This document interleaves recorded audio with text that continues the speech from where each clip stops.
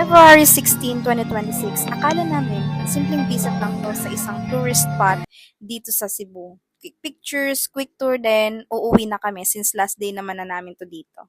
Pero hindi pala. What we found was something more. A love story carved in stone. High above the hills of Busay stand this majestic temple of Leia. They call it here Taj Mahal of Cebu, built by Teodorico Soriano Adarna for his beloved wife, Leia Villa Albino Adarna. A promise that even after death, her memory would live on. And on this day, we became part of that story. Pagbaba pa lang namin ng sasakyan, iba na kaagad yung feeling. Cool mountain breeze, golden sunlight touching every pillar, yung parang rich tita ka, na meron kang generational wealth, ganun siya kaganda kasi. Habang paakyat kami ng grand staircase, bawat hakbang parang meron siyang weight. Not weight na nakakapagod ha, but meaningful weight. Parang you're walking into something timeless. Standing there, speechless kami, na-mesmerized kami.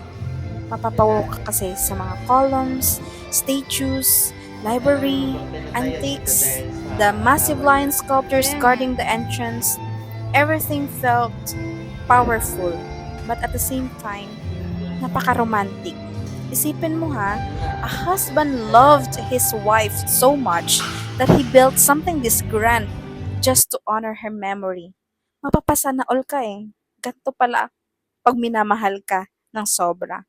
Hindi lang siya building. It's a devotion turned into architecture. Pagpasok namin sa loob, parang museum ang elegance.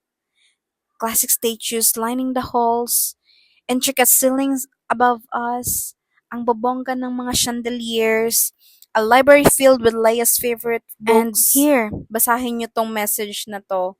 Grabe, matatouch ka talaga. I-pause mo na lang kung gusto mo siya basahin ng buo. And every corner whispers class talaga. Every wall echoes love. So, we walk slowly, took photos, nagkulitan, nagtawanan, nagsayawan. Pero may moments din na nahimik kami kasi na-mesmerize talaga kami. So, sobrang ganda.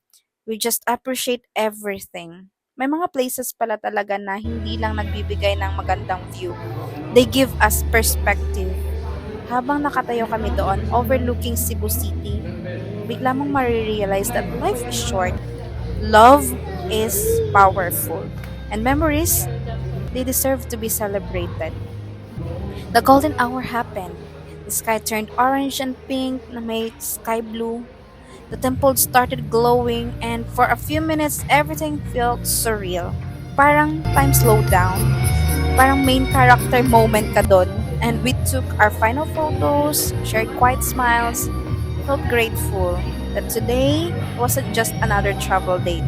It became a reminder that love can be immortal, that promises can outlive a lifetime, and that sometimes the most beautiful places are built from the heart. Honestly, hindi lang siya pang Instagram spot. It's a reminder na love can be grand, intentional, and can build something that is beautiful. So if you're planning to visit Cebu, don't miss this place. Hindi lang siya pang picture, pang core memory talaga. Today is officially one of the books. So more travel soon. Don't forget to like, share, and follow. See you soon for more adventures. Bye-bye!